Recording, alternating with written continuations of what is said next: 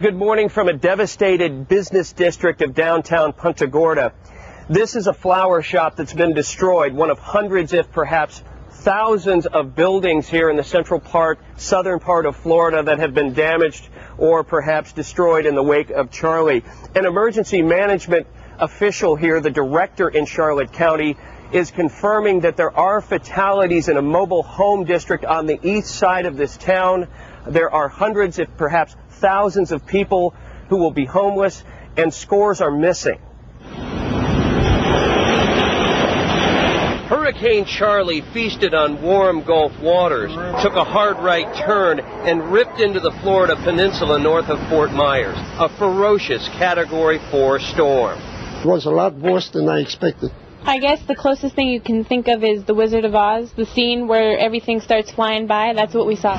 With straight-line winds howling at more than 100 miles an hour, the only thing some could do was duck and take cover.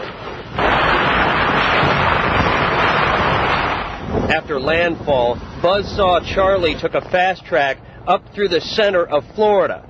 In Arcadia, 1,200 people at the Civic Center saw their shelter crumble around them. Only one person suffered minor injuries. The evacuees were relocated. In Charley's wake, most of the homes in this Port Charlotte mobile home park have been left uninhabitable. This is my first hurricane I've been through, and I don't want to go through another one, I'll tell you that right now. In Punta Gorda nearby, some buildings have collapsed, others have significant damage. Patrol teams from all over the state are watching the streets, those not blocked by debris or down power lines. This is how one newspaper in Southwest Florida is describing Charley's trail of devastation and tears this morning.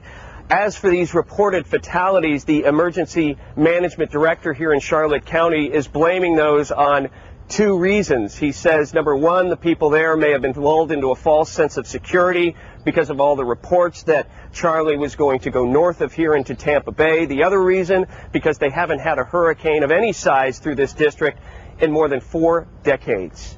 In Punta Gorda, Florida, I'm Bob Keeling for NBC News.